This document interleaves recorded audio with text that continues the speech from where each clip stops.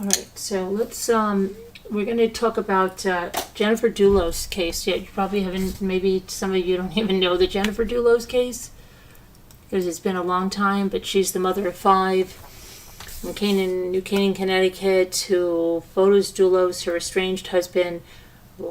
He was laying in wait in her home, killed her horribly, put her in. They never found her body, but they found bloody cleanup stuff that him and his girlfriend went to Hartford to throw in dumpsters, garbage cans. They put different license plates and stuff on their cars and stuff. Never found her body, and he was in construction, so she's probably in a foundation somewhere or something like that. Never found her.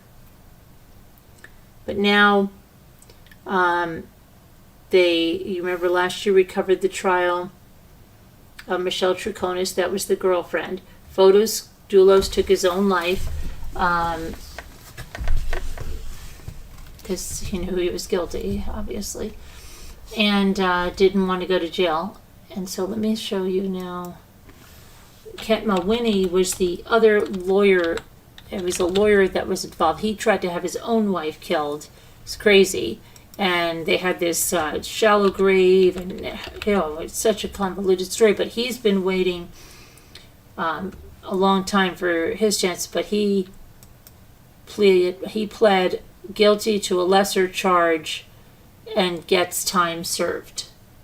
Okay, so that was crazy because he would have had his wife killed, and they were both like going to kill each other's wives, so they would take that, neither one of them would betray. Look how different he looks. Okay, so where's my glasses?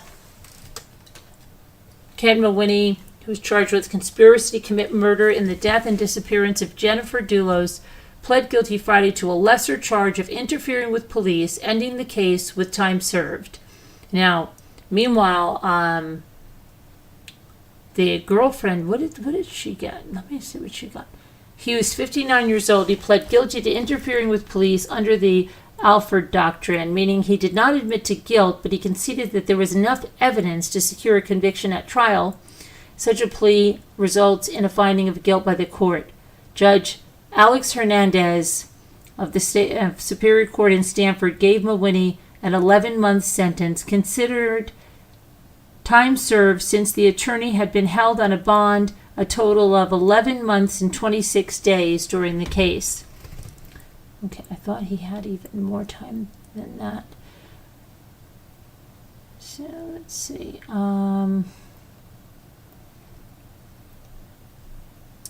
His attorney, Jeffrey Kestenban, told the court that his client did not conspire to murder Jennifer Dulos, whose remains have never been found. And he said, and I quote, "We express our condolences to Jennifer Dulos' family. We are very pleased with the result. Kent was not a part of any conspiracy to kill Jennifer Dulos. The state acknowledged in court that there was insufficient evidence to prove the conspiracy allegation. He has been through a lot since his arrest, and he can now move on with his life." Oh my gosh. Mulwiney had not been in contact with Jennifer Dulos' estranged husband in the hours before she disappeared on May 24th. His cell phone, however, indicated he had been in touch with Fotis Dulos, who later was charged with the murder of Jennifer Dulos. The family of Jennifer Dulos thanked investigators and prosecutors for their diligence in the case in a statement issued after Mulwiney was sentenced. And while they say they were in full support of the decision, Dulos' family and friends contend that Mulwiney still likely is culpable in the death of Jennifer Dulos. Yeah, 100% I think. His arrest warrant indicates evidence sufficient to bring that charge, but the burden of proof is great by necessity. The conspiracy charge was dropped for multiple reasons, including the fact that another lengthy, complex jury trial would come at a substantial cost, financial as well as emotional, to all involved. We are all in full support of the state attorney's decision. The statement went on to say that many questions remained in the case, and that it was clear that Jennifer was the victim of a systematically planned, ruthlessly executed murder, and her body still has not been found. We believe that someone possesses additional knowledge about where she is, and we hope fervently that they will come forward with that information. We miss Jennifer every day in every way and ask that you please respect the privacy of her family and loved ones. The family of Michelle Troconis, who was convicted of conspiracy to commit murder and other charges in the death of Jennifer Dulos, called Mawhinney's plea agreement unjust. Today's decision by the state of Connecticut to drop the conspiracy to commit murder charge against Kent Mawhinney without ever bringing him to trial is both deeply disturbing and unjust. That's what they said. Hold on a second. Something just popped up. The very same prosecutors who claimed there was enough evidence to convict Michelle Troconis are now saying they don't have enough to prosecute a man. This is not justice. This is selective prosecution. Troconis family members said she was a scapegoat for the crime, and they remain committed to exonerating her. We call on the media, the public, and legal advocates to take a closer look, because when someone can be convicted without direct evidence, while another walks free despite it, we are all at risk. Mawhinney originally was charged with conspiracy to commit murder in January of 2020. He pled not guilty and asked to take the case to trial. There is a statute of limitations on misdemeanor charges, which Mawhinney waived in order to accept the plea deal of time served. Officials said he has no intention of returning to practice of law. Okay. Boy.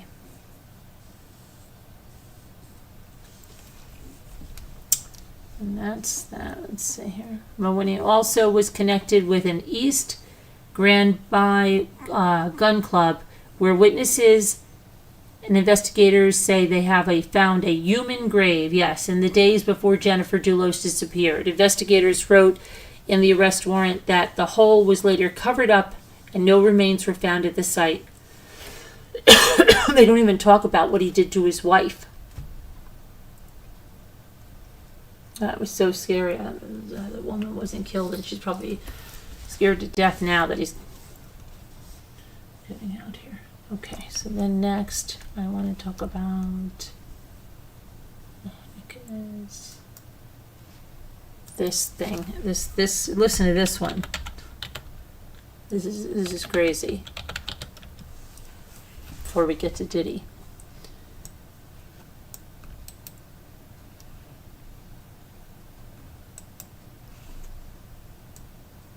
Okay, this guy right here. You know what he looks like? That guy that played in, what was that movie, Little Children? The one with Kate Winslet. Kind of reminds me of that guy right there. Or Grant Amato. But he's from Florida. Big surprise. Florida man told deputies that he felt bad. He felt bad after he slapped. This is not, I mean, this is just, it's ridiculous is what it is. But it's horrible. He slashed another man with a machete, but he felt bad, so he took him to the hospital. Angel Ramos Arce, 35, was arrested on Monday and charged with aggravated battery with a deadly weapon and aggravated battery causing deadly bodily harm. The incident took place outside a convenience store in Osceola County.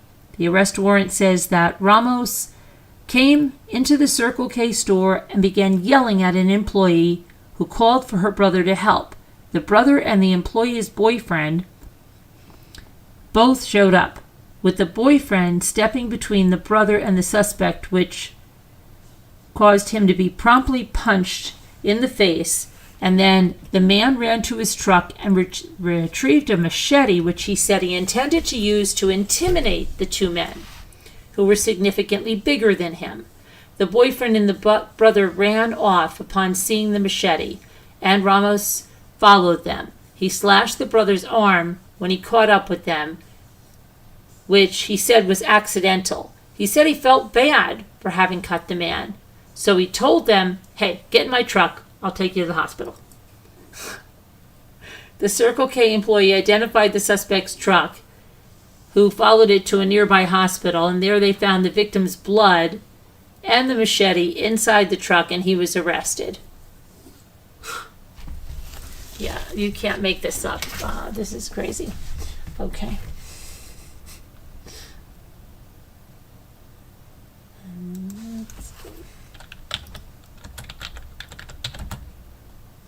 You know what? Did I make us Dulos case, yeah, probably. I thought I just had a bad thing. I thought I didn't put us live. Because it's been a long time. Okay, that was scary. I really didn't remember starting Streamlabs. Okay. Hi, little lady. Hi, Jeanette. Hi, it's just me. How are you? How's everybody doing? Let me see here what's going on. Debbie D. Okay. Let's go to Diddy. Just got such a bad feeling that I didn't start that. Isn't that crazy?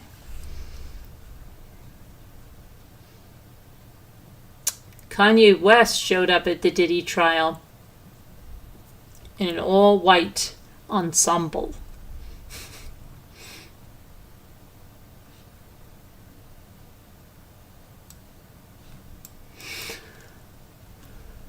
Oh my gosh. Let's see.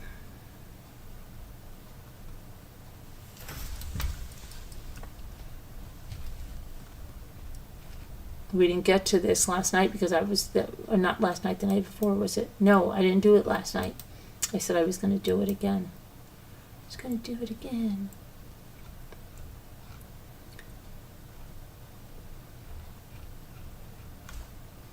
So let me get a picture of Kanye West.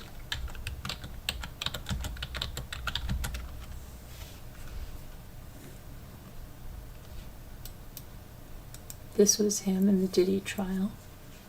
Diddy trial.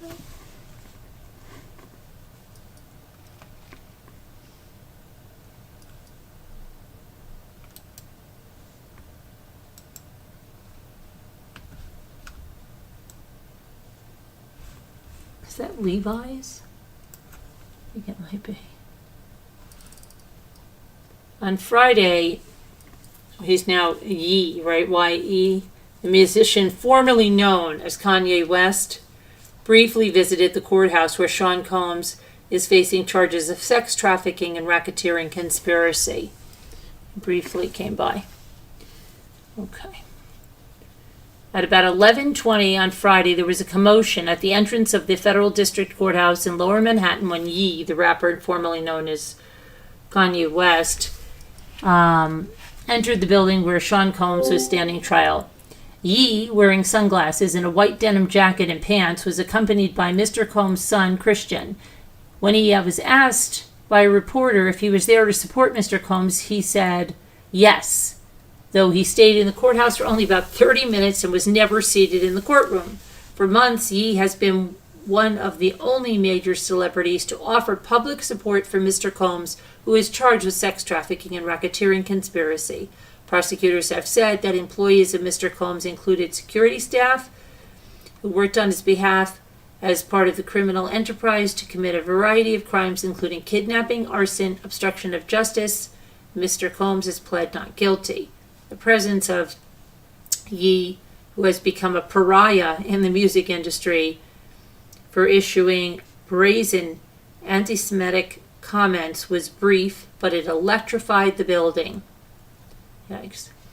When he tried to enter the 26th floor courtroom where Mr. Combs' trial was underway, Ye was told that he was not on the approved list for the day, which is held by court officers and includes reporters and members of the public who arrive early. So Ye was directed to a mostly empty overflow room 3 floors down. There, with Christian Combs and Charlucci Finney, a friend of Mr. Combs, Ye watched a closed-circuit video feed as the proceedings were set to resume after a break. But with a crowd gathering, Ye left, taking an elevator to the ground floor. The nearest exit was on Pearl Street, which was crowded with families celebrating after becoming naturalized citizens. So Ye, trailed by reporters and onlookers, exited on the other side of the building. He entered a black sedan on Worth Street and rode away just before noon. During Ye's time in the courthouse, a former personal assistant to Mr. Combs, Jonathan Perez, took the stand. Mr. Perez described the kind of supplies he took to hotel rooms to stock them for what he knew were king nights, a version of freak-offs and hotel nights that the jury has heard about for weeks. Those included condoms, lubricant, food, liquor, and red lights.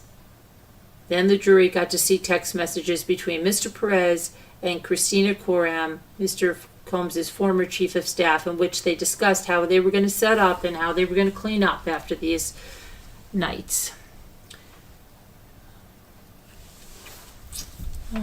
Let's see. Witnesses in the case have said that Sean Combs pleasured himself and sometimes filmed these events, and prosecutors say they were drug-fueled marathon sexual encounters with Combs, his girlfriends, and hired male escorts. Mr. Perez described an episode when another Combs staff member showed him a portion of a video of one of those girlfriends known in court under the fake name Jane engaging in sex acts with an unfamiliar man with Mr. Combs in the background. The video, Mr. Perez says, was on an iPad typically used by employees. In a recording played at court, Mr. Perez was closely questioned about what he saw by Ms. Coram. Over 6 days of questioning, Jane repeatedly said she did not want to take part in those hotel nights, and she suffered from painful urinary tract infections as a result of them. Let's see.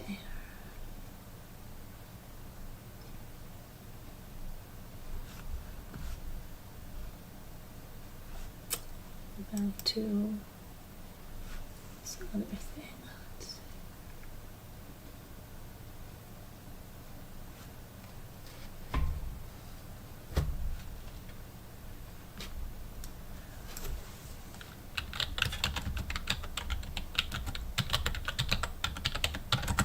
Okay. Let's go over.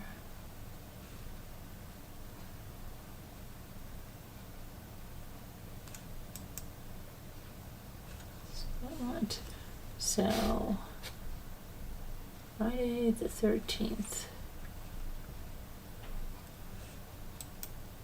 This.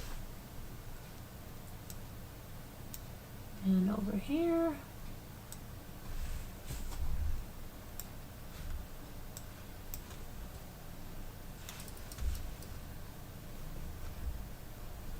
Come on, come on, come on.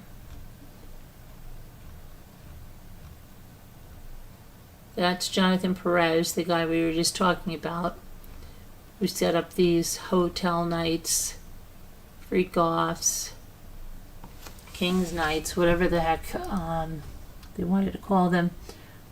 Let's see.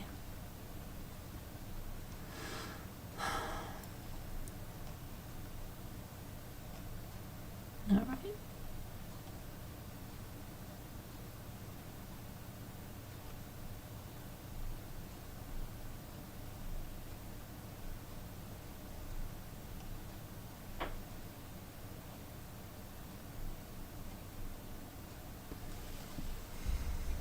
Okay, so they are probably going to dismiss one of the jurors, but Judge Aaron Subramanian has turned to prosecute his previous request to dismiss one of the jurors, juror number 6. The request was made after they found out there appeared to be a lack of candor with the court from the juror. Subramanian said there was a question of the juror's residence and confirmed that they've established that he met the qualifications to be in the jury pool and lived in the jurisdiction, at least at the time of jury selection, but he moved out of the Bronx in the last 2 weeks. Subramanian said this came up only because a friendly banter between the juror the friendly banter that the juror had with jury staff members, who then informed the court out of caution. Defense attorney Mark Agnifilio said it no longer seems to be an issue, and the juror has been a part of a diligent panel that's been engaged and cooperative throughout the trial. The judge also pushed back on a previous accusation from one of the defense attorneys last week that was a thinly veiled threat, that they said it was a thinly veiled effort to dismiss a black juror. Subramanian said there's been no evidence and no showing of any kind of any biased conduct. He Assistant U.S. Attorney Mitzi Steiner said the juror has said multiple things that cannot all be true, and the most prudent thing to do would be to get to the bottom of this issue. Defense Attorney Alexandra Shapiro said further inquiry would be harassing the juror, who said they would feel singled out and picked on if they're subject to individual questioning again. Shapiro said the defense waives the issue on appeal, and when Shapiro suggested the judge ask Combs if he would waive, Combs waved his arm and said, "Waiving, Your Honor." The judge at first said he'd like to hear more from the juror because he thinks there will be a perfectly innocent explanation, but he said he'd think about it further. Submarinian says if he opts to question the juror further, he'll do it at the end of the day after the panel's been dismissed. Combs' mother is one of his only relatives that was in court so far. He said hello and blew her a kiss. What a sweetie. Homeland Security's investigation special agent Andre Lemon is now on the stand. Prosecutors are questioning him about he was part of the team that searched Diddy's Los Angeles home. That was over here. Come on.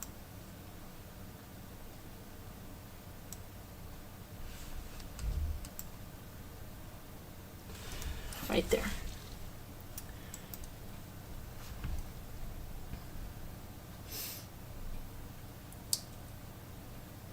So Andre Lemon took the stand, and he read some text messages, and according to them, Sean Diddy Combs texted his then Chief of Staff, Christina Coram, on November 21st of 2023, saying, "Make sure Robin is not doing anything dumb, like not having that rent paid on time. Can you make sure she paid for it this month, please?" Previous testimony, Robin was Combs' accountant, and Jane, who dated Combs from 2021 to 2024, testified under the false name Jane that Robin handled the rent for her home. Testimony has indicated Combs paid for Jane's rent for a Los Angeles home from 2023 to the present day. Coram responded, according to the messages, Robin said her rent was paid. Then there was a text to Coram that was sent 5 days after Cassie Ventura accused him of Combs of a federal lawsuit of R and years of abuse, and that was settled the day after. Another message chain read was between Ventura and D-Rock, one of Combs' security guards, in January of 2017. And it said, "My bathroom door is broken. He's blaming me for going to someone else's house when I pulled over to see if I was being followed, and I was." That's what she texted D-Rock. And then she said, "He has my key, so I'm leaving. I do not feel safe. I'm not effing with anyone else." She later messaged him that 3 of her doors were broken and said, "I can't take your keys from him," D-Rock said in a message. He is here. You are there. I think that's the best thing for now." So, okay, they talked about showed photos of items they found in nightstands in the master bedroom of Sean Diddy Combs' Los Angeles home during that raid. One of the nightstands contained 6 manila envelopes marked with a K. Lemon said a white powder in the bags tested positive for ketamine. Several cell phones were found in the house. The jury saw photos of items that were inside a safe in one of the master closets. They saw Combs' passport and a plastic bag with a brown substance in it that was found inside the safe. The brown substance tested positive for MDMA. Then he recovered about 200 bottles of baby oil and 900 bottles of personal lubricant from Sean Diddy Combs' residence. The jury saw a photo of at least 16 full boxes of lubricant bottles piled in Combs' garage. The jury also saw a photo of a bag of baby oil and lubricant next to a pack of lingerie recovered from a closet near the master bedroom. The jury saw photos of 6 firearms, magazines, and ammunition found in a security room in the home. Special Agent Andre Lemond testified that when he arrived, agents responsible for securing the home had already laid out firearms and removed their magazines in accordance with standard procedures. Lemond said the security room had a firearm safe, and agents also found 2 locks and a bag. 4 of the guns were rifles, 1 was a pistol, 1 was a shotgun. Lemond testified that the serial numbers on one of the rifles appeared to have been scratched or sanded off. Agents said also seized a drum magazine compatible with the rifles. Lemond testified that drum magazines typically hold larger amounts of ammunition. The drum magazine could hold 60 rounds, and 59 rounds of green tip ammunition were found in the magazine.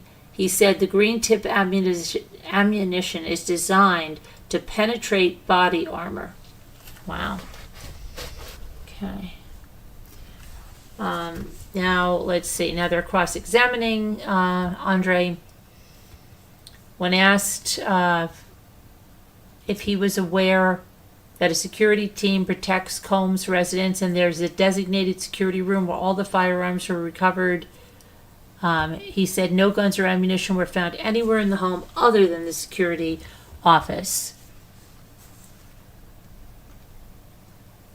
Let's see. He said, this is Lemond again, that his team's sole purpose upon entering the location is to look for people or if they encounter weapons to make weapons safe. He said the team does not typically take photos of items on the property. Because of that, Lemond said he didn't know if the guns were found inside the firearm safe, if the safe was locked, or if the door to the security room was locked when the agents first arrived at the home. Okay. He said because a special response team cleared the home before he went in. And then that was the end of the cross. Kanye showed up. That was the next big thing. Then the prosecution pointed judge to Combs' nodding during testimony again. When the jury was on break, the prosecutor, Maureen Comey, brought up an issue with the judge during the defense's cross-examination of that special agent, Andre Lemond. Combs was nodding emphatically, and he was also holding some of Jane's, and he also was nodding during some of Jane's cross-examination earlier this week. Even if Combs is not looking directly at the jury, he still should not be nodding like that, Comey said. Defense attorney Brian Steele said Combs hasn't been looking at the jury and has been acting professionally. Mr. Combs did nothing inappropriate at all today or any day, actually, Steele said. The judge referenced a discussion the lawyers had last week after the judge saw Combs looking at the jury and nodding. The judge said he believed both sides have since made the boundaries clear to their respective teams. There's going to be some amount of reaction to testimony that's given, and it's impossible to police every reaction from every person in this courtroom, the judge said. The judge reiterated that efforts to communicate with or influence the jury will not be allowed. Combs nodded when the judge said he advised no one should be attempting to influence the jury. Comey clarified that she was not seeking a curative instruction or suggesting Combs be removed, but thought it was inappropriate for Combs to be nodding emphatically while his attorney is asking a witness a yes or no question. Jonathan Perez, a former personal assistant of Sean Diddy Combs, is on the stand.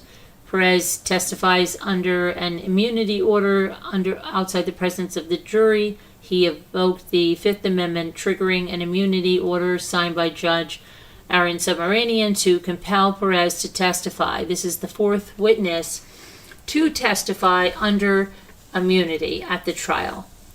Okay, so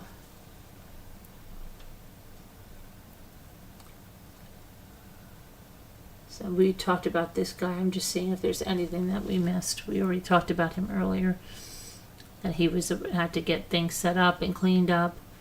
Okay, so the jury saw messages that Perez sent to Combs and Jane on August 12th involving information about a hotel room.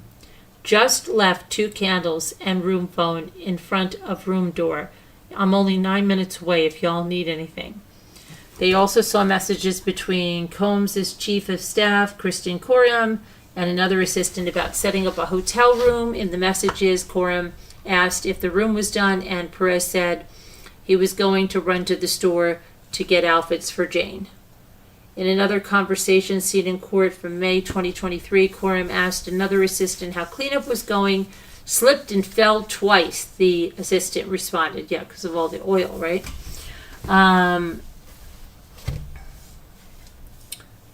Let's see.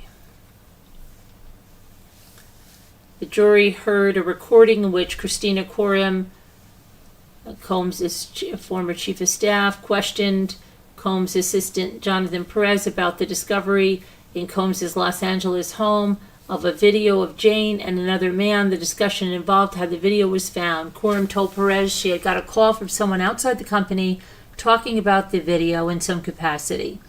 In the recording, Coram asked Perez to tell her step by step what happened while the video was found on the iPad because an outside person brought it up.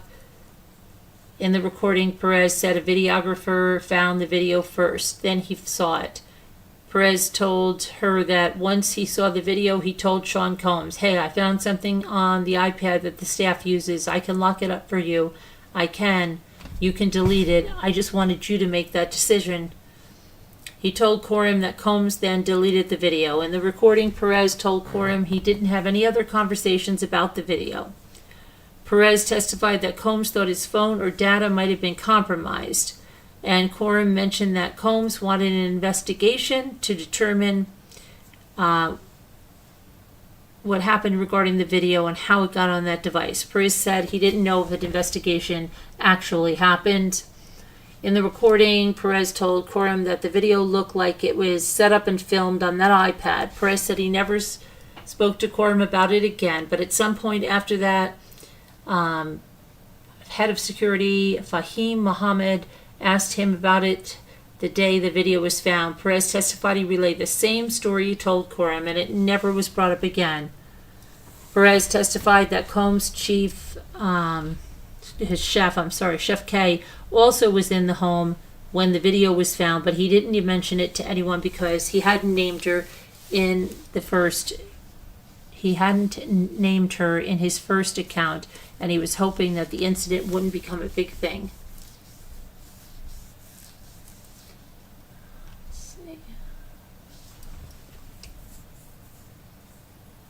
Okay, then the prosecutor, Madison Smizer, showed the jury a photo of a Gucci pouch.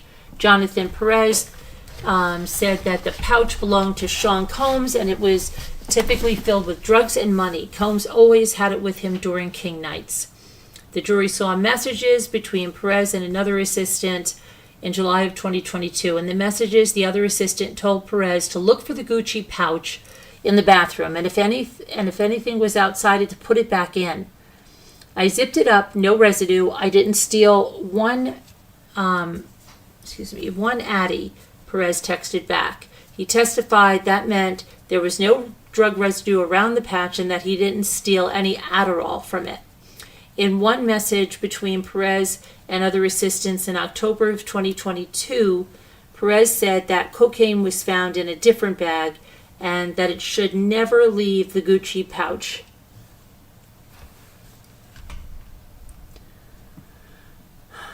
Jonathan said that he would obtain drugs for Sean a handful of times. He got drugs including Xanax, cocaine, and Molly from someone named Guido and Baby Girl. He would pay for the drugs with cash that he got either from Sean or personnel, the Gucci pouch, or a top drawer.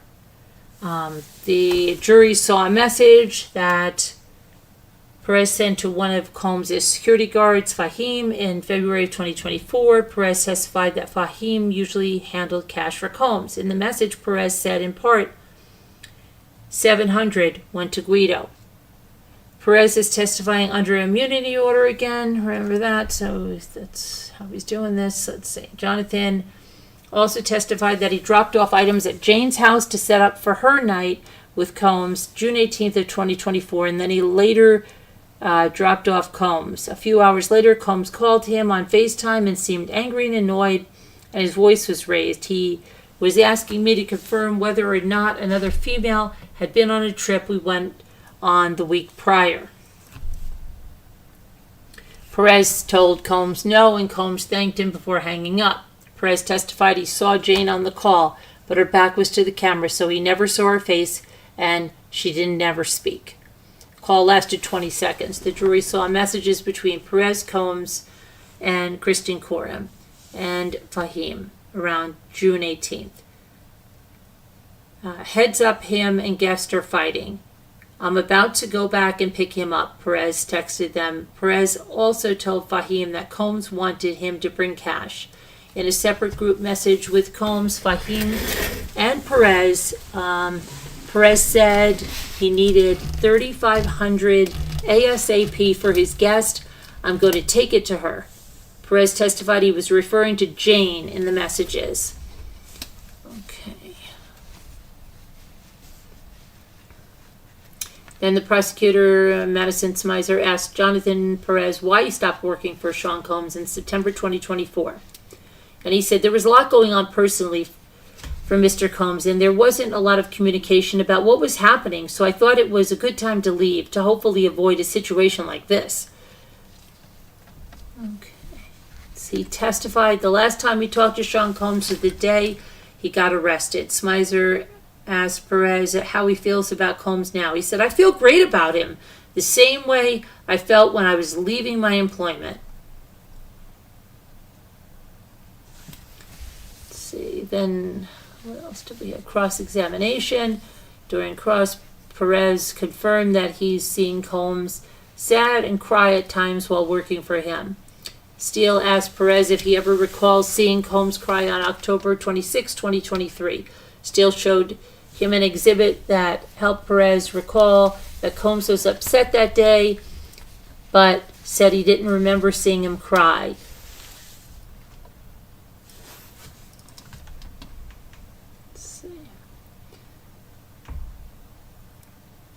Perez on cross said that setting up King's Nights and purchasing drugs would be classified as personal instead of work-related. He confirmed that it had nothing to do with his work, and he didn't believe he was going to get paid to do those things.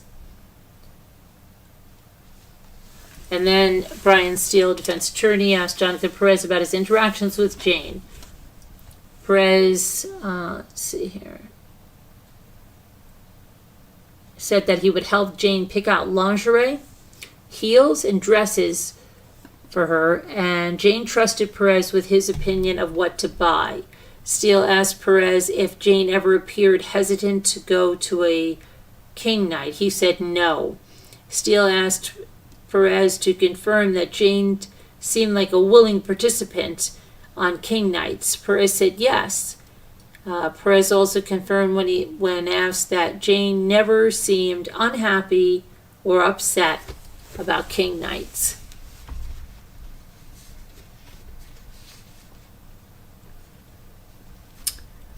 Perez estimated that he spent about 1% of his time working for Combs dealing with personal matters like setting up for King's Night and obtaining drugs.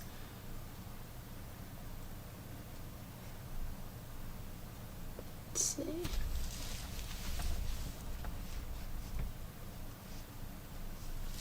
Okay, so then Brian Steele was showing the jury a series of texts from different times throughout Jonathan Perez's employment in which Jane asked Perez texted to him before King's Nights. In some texts, they planned for King's Nights, including packing items like underwear. They confirmed those on those occasions. She wasn't upset in any of the messages. Then prosecutor was doing a redirect. Smizer asked Perez whether getting items for Jane was part of his job, and he testified that it was. Was your title personal assistant or business assistant? Personal assistant, Perez said. He confirmed that his job included doing personal things for Combs, such as writing cards and buying gifts and flowers for his girlfriends. He testified that it was about 1% of his time was spent doing that. Perez testified that Kristen Coram told him to set up for the King's Knights. He confirmed that he did not set them up for free, that it was part of his job. And then the defense attorney did a recross and said that accountant sorted with a reimbursement. Okay, so he asked Perez to confirm that company accountants sorted where the reimbursement funds came from when he bought things for Combs, including baby oil, and submitted the expenses. And Perez confirmed again that he doesn't know whether his expenses were reimbursed with Combs' personal funds or company funds. Let's see. The judge said he intends to dismiss juror number 6, but he'll think about it over the weekend. He said that he found the juror has been inconsistent in answering questions about where he lives. But after extensive argument from the defense, the judge said he'll keep thinking about it. Prosecutors said they have 5 witnesses left. That includes 3 summary witnesses, a law enforcement agent, and another former assistant to Sean Combs. Okay, so that's that. Good. And now we're going to do, let's do word cookies, because I can't believe it. I'm getting tired. I was going to be up all night. What happened? Your first answer, somebody removed it. It wasn't, yeah, it's probably YouTube or something, Jeanette. I don't see it. Hi, Native Libra. I haven't seen you in forever. How are you doing?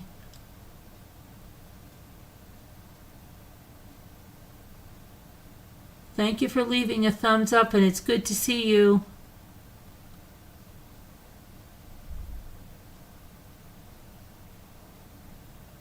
Hi, Robin Summers. How are you? I'm sure he was at many of Diddy's parties. Oh, you're talking about Kanye, right? Yeah. Good to see you, Robin Summers. YouTube was so bad yesterday? What's up with that? What's up with that? What's up with that? What's up with that?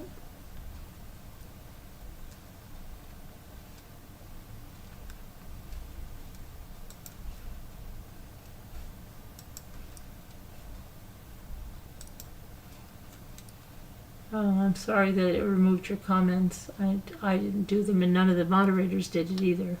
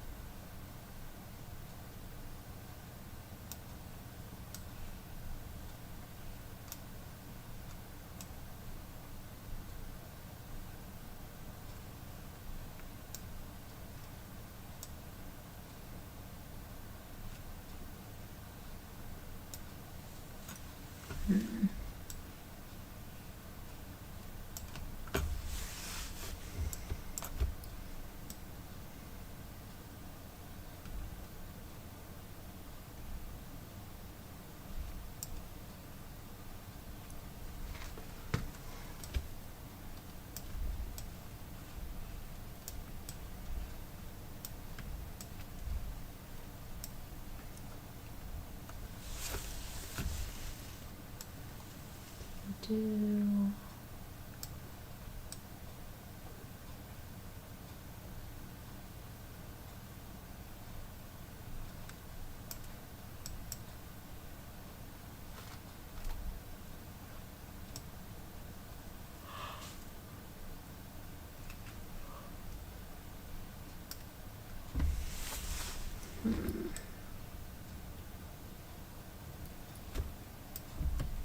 Hi, Julie W. You're up late tonight. You are up late tonight. Trying to, falling asleep. I've got to finish this.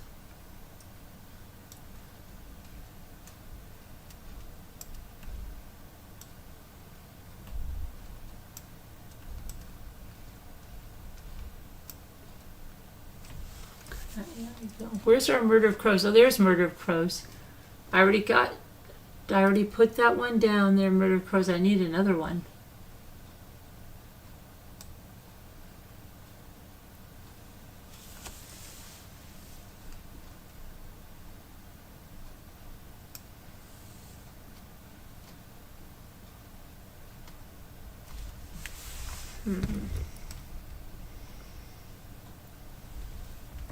Oh, wait a minute.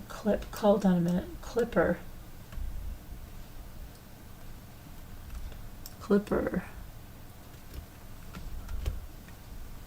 And then clip, right? All right, and then let's see.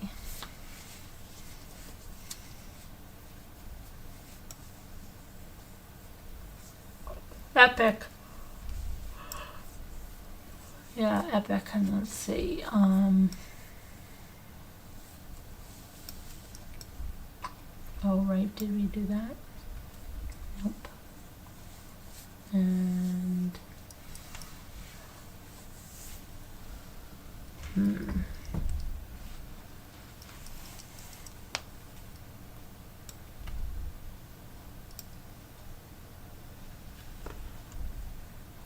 oh, plier.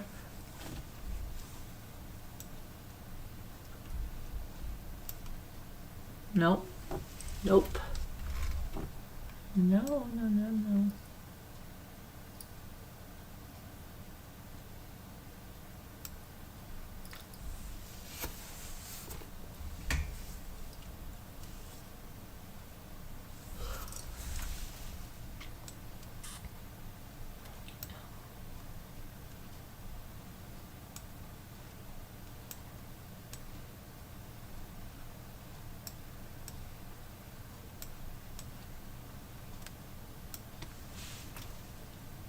Perry, I tried that.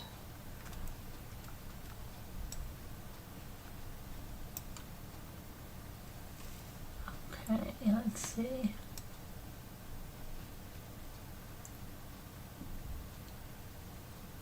Oh my gosh, I'm yawning like crazy. I can't stop.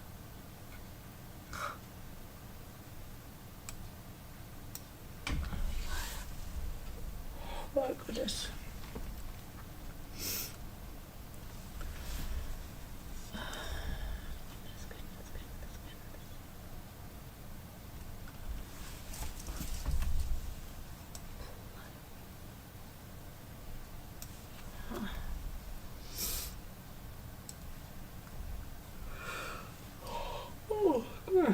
I've got to stop yawning, my gosh.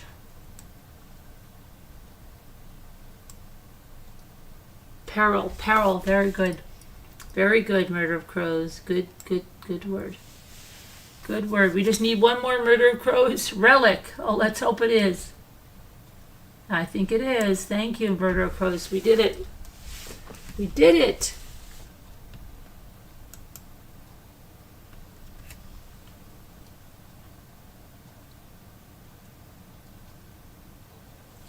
Oh, you don't have to go to work until late? You've been lurking? You shouldn't be lurking. Why are you guys lurking? You should be in there saying something and being engaging. Don't you know that? You should do that. You really should do that. Be engaging. Let's see who's still here with me.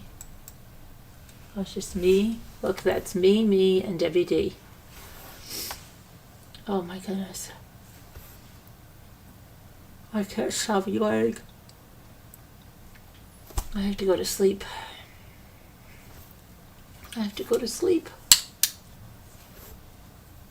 All right, so I'll see you guys tomorrow's Sunday, Father's Day. I gotta make a cake. I have to make a cake. We'll probably go out to dinner or something. I don't know, right? Sandy's like, what are you doing? I don't know.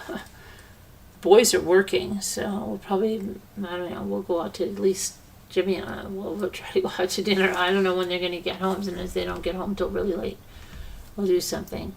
But have a great day, and happy Father's Day to all the fathers and the mothers that act like fathers and everybody. Yes, I love you guys. God bless. Prayers. Thank you for watching, and we'll see you tomorrow, I hope so. All right, good night.